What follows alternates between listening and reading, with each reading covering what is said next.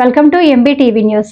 నాయుడుపేటలో 13వ తేదీన రాత్రి 11:30 సమయంలో Naidupeta DSP, Naidupeta CI Bobby, PSI S Bhanu Prasanna పట్టణంలోని అమరావతి సెంటర్ వద్ద వాహనాలను తనిఖీ చేస్తూ ఉండగా intracity smart bus driver Chandrasekhar అనే అతను తిరుపతి నుండి విజయవాడకు వెళుతూ ఉండగా సదరు డ్రైవర్ ను తనిఖీ చేయగా అతను మద్యం సేవించి బస్సు నడుపుతున్నందున అతనిని అదుపులోకి తీసుకుని అతని వద్ద నుండి బస్సును సీజ్ చేసి అతనిపై క్రిమినల్ కేసు నమోదు చేయడమైంది.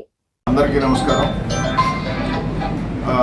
రాష్ట్రంలో ఈ ప్రైవేట్ ట్రావెల్స్ బస్సులకు సంబంధించినటువంటి ప్రమాదాలు ఎక్కువగా జరుగుతున్నాయన్న ఉద్దేశంతో ముందు జాగ్రత్త చర్యగా మా తిరుపతి జిల్లా ఎస్పీ ఎల్ సుబ్బారాయుడు ఎస్పీ గారి ఆదేశాల మేరకు రాత్రి సుమారుగా 12 గంటల ప్రాంతంలో నాయుడుపేట బస్టాండ్ దగ్గర వెళుతున్నటువంటి తిరుపతి వైపు నుంచి వెళ్తున్నటువంటి బస్సులని, ప్రైవేట్ ట్రావెల్స్ బస్సులని చెక్ చేయడం జరిగింది. నేను నాయుడుపేట సిఏ గారు. దాంట్లో ఇంటర్సిటీ ట్రావెల్స్ 3986 అనే బండి నెంబర్ కలిగినటువంటి ఇంటర్సిటీ తిరుపతి నుంచి విజయవాడ పోతుంది. ఆ బస్సు ఆపి చెక్ చేస్తే అందరూ స్లీపర్ కోచ్ బస్సు. ఆ బస్సులో డ్రైవరు డ్రంక్ అండ్ డ్రైవ్ టెస్ట్లో ఆయనకి తాగినట్టుగా నిర్ధారణ అయింది. దాని మీదట ఆ బస్సుని ఆపి వెహికల్ రికార్డ్స్ స్వాధీనం చేసుకొని ఆ ప్యాసింజర్స్ యొక్క రిక్వెస్ట్ మేరకు ప్రస్తుతానికి ఆ రాత్రికి వేరే డ్రైవర్ని అరేంజ్ చేసి ప్యాసింజర్స్ని వాళ్ళ గమ్యస్థానానికి పంపించడం జరిగింది. అలాగే నిన్న ఇంకా వేరే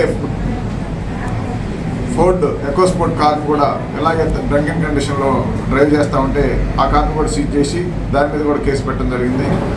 నాయుడుపేట, సుళ్ళూరుపేట ఈ ప్రాంతంలో పైనుంచి ఎటు నుంచి అయినా సరే వెళ్ళేటువంటి ప్రైవేట్ ట్రావెల్ బస్సెస్ మీద ఇప్పుడు డ్రంక్ అండ్ డ్రైవ్ టెస్టులు కానీ, వెహికల్ యొక్క ఫిట్నెస్కి సంబంధించి కానీ రవాణా శాఖ వాళ్ళతో కలిపి, అధికారులతో కలిపి వెహికల్ చెకింగ్ చేయడం జరుగుతుంది. అలా కనుక డ్రంక్ అండ్ కండిషన్ కానీ, వెహికల్ యొక్క నియమ నిబంధనలను కనుక సరిగ్గా పాటించకుండా, భద్రతా నియమాలు కనుక పాటించకుండా ఉండేటైతే కఠినమైన చర్యలు తీసుకోవడం జరుగుతుంది. దీంట్లో నిర్లక్ష్యంగా ఉంచినటువంటి డ్రైవర్ని పికప్ చేశాం.